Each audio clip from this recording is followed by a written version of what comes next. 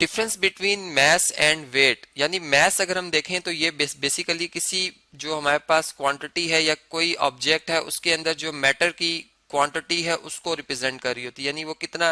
इसके अंदर पार्टिकल्स की मौजूदगी है। ठीक, तो इसे हम कहते हैं कि ये हमारे पास क्या जी, इसका मास है, जबकि ये m से इसको जाहिर किया जाता है। और अगर फर्ज करें कि मैं कहता हूँ 5, तो ये केजी इसके यूनिट होते हैं, 5 केजी इस ऑब्जेक्ट का मास होता है। जबकि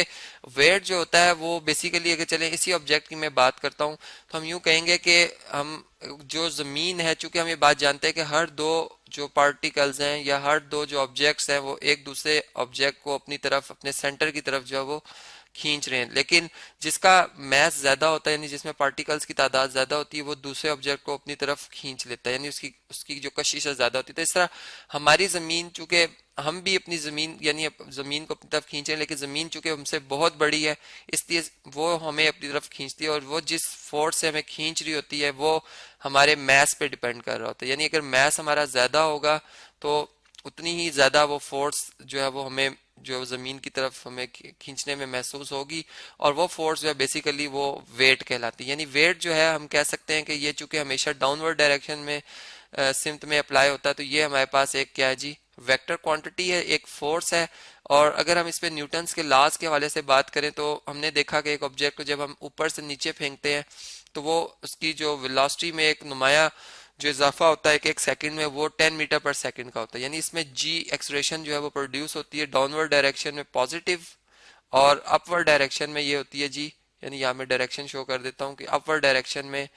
ये होती है जी -10 मीटर पर सेकंड स्क्वायर। तो इस तरह से फिर हम यूं कहेंगे कि फोर्स चूंकि एक्सलेरेशन प्रोड्यूस करती है, और मास को अगर हम अस्यूम कर लें कांस्टेंट, तो मास अगर फर्ज करें इस बॉडी का m है, तो इस वक्त जो इसके ऊपर फोर्स एक्ट कर रही है डाउनवर्ड डायरेक्शन में वो ma है, और एक्सलेरेशन चूंकि इसमें ड्यू टू ग्रेविटी है तो हम इसको mg कह लेते हैं। तो ऐसा किसी भी बॉडी का जो मास है वो एक स्केलर क्वांटिटी होता है, यानी उसमें कोई डायरेक्शन की जरूरत नहीं, वो एक नंबर है। जबकि हमारे पास जो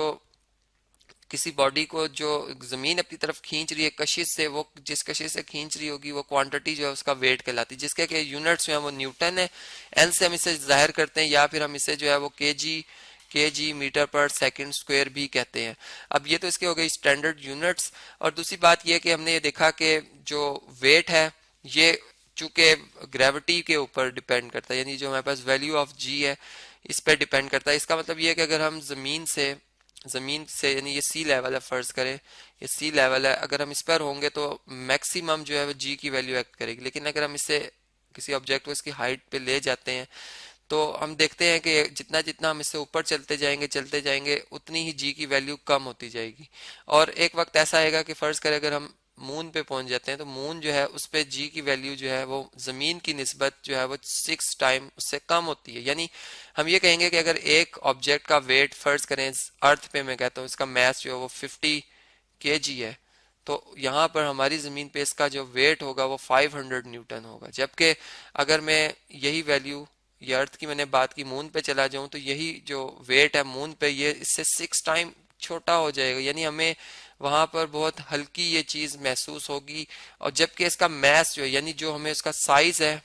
जितने मटेरियल से बन के मिलके बना हुआ था वो उतना ही रहेगा। यानी मास एक हम ये कह सकते हैं कि मास चेंज नहीं होता, वो सेम रहता है हर जगह पर, लेकिन जो वेट है वो चूंकि